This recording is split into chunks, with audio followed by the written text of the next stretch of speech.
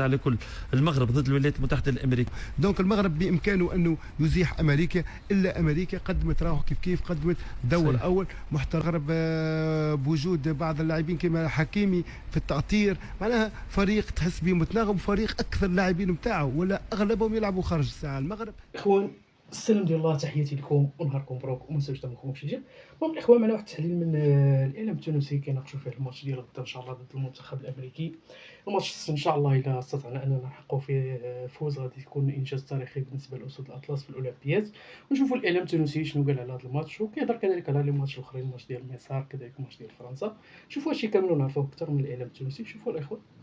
واضح نختموا انيس الوقت عدى فيسع نختموا بمقابلات الالعاب الاولمبيه كره القدم غدوه الربع النهائي عن زوز منتخبات عربيه المغرب ومصر، والقرعه كلهم بلدان مختلفه، معناتها منتخبات مختلفه، يا قاره اسيا ضد قاره اوروبا، يا قاره امريكا الجنوبيه ضد قاره افريقيا، المغرب ضد الولايات المتحده الامريكيه، اليابان ضد اسبانيا، مصر ضد الباراغواي، وفرنسا ضد الارجنتين، مع انسحاب زوز بلدان افريقيه مالي وغينيا. معناتها خاصه المنتخب المالي بصراحه معناتها فاجئنا الناس الكل كيفاش بنقطه واحده في 3 مقابلات. على كل المغرب ضد الولايات المتحده الامريكيه، مصر ضد الباراغواي. والله شوف، زوز منتخبات هذوما المغرب ومصر قدموا دور اول من اعلى طراز، خاصه مصر كانت مفاجاه حسب نظري. كناش نتصوروا مصر انها تكون خاصه مقابله اسبانيا ضد بطل نتاع اوروبا في اقل من 23 سنه.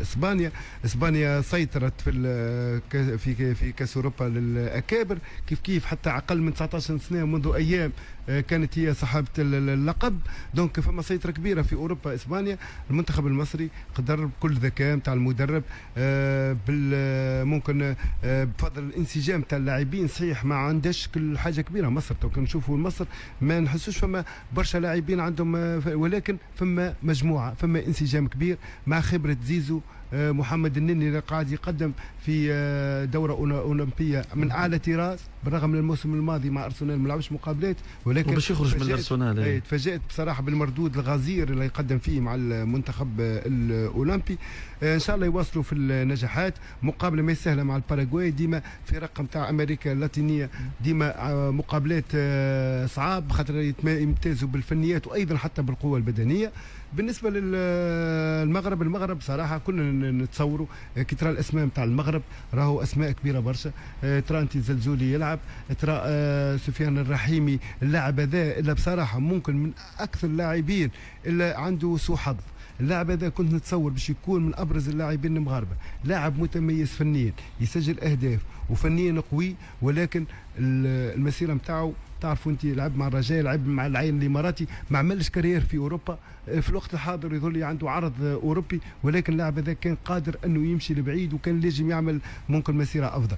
كيف المغرب بوجود بعض اللاعبين كما حكيمي في التأطير، معناها فريق تحس به متناغم، فريق اكثر اللاعبين نتاعو ولا اغلبهم يلعبوا خارج الساحه المغرب في اوروبا وفي فرق كبرى. دونك المغرب بامكانه انه يزيح امريكا، الا امريكا قدمت راهو كيف قدمت دور صحيح. اول محترم جدا. المنتخب الفرنسي ضد المنتخب الارجنتيني بذكريات كاس العالم. بذكريات كاس العالم، ولو انه الارجنتين حسب ما ريتها في ممكن الادوار الاولى ما ريتهاش فريق قوي برشا، خاصه ريتها فرجت عليها مقابله المغرب ومقابله العراق. معنا الفريق الارجنتيني مش الفريق القوي، خاصه على المستوى الهجومي ما عندوش برشا حلول، ولكن تعرف انت كي ترشحوا الدور الربع النهائي راهو كل شيء يتبدل، راهو لازم يصير كل شيء.